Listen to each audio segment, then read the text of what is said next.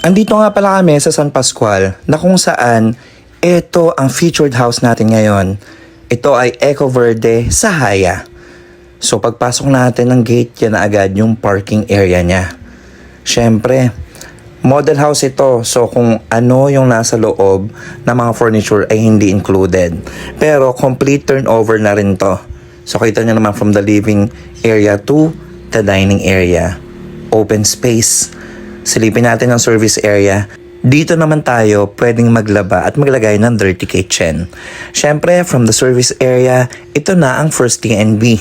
Kita nyo naman, heavy duty yung sink niya, lavatory, of course, water closet at may shower na din. Siyempre, may tiles na rin yan. So, from this area, aakyat naman tayo sa taas para magkaroon kayo ng idea kung paano nyo i-arrange yung mga furniture. Napakalaki din ng window dito sa baba. Parang lanay, no? So, ayan, high ceiling siya. Napakaganda ng hagdan. Tamang-tama lang yung laki ng hagdan. So gaya sa lipad, dun sa una kong vlog, ito is compact or mini family area. So depende na sa inyo kung anong gusto nyong gawin dyan. Ito naman ang second TNB.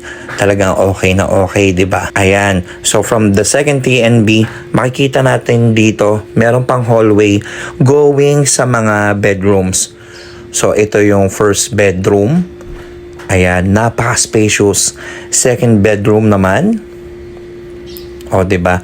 At syempre, ang master's bedroom nila. Ayan. Kita nyo naman, diba? Ang kagandahan dito sa Sahaya, ang DP niya is only 77K. So, ano pang hinihintay nyo? Reserve yours now. Come on!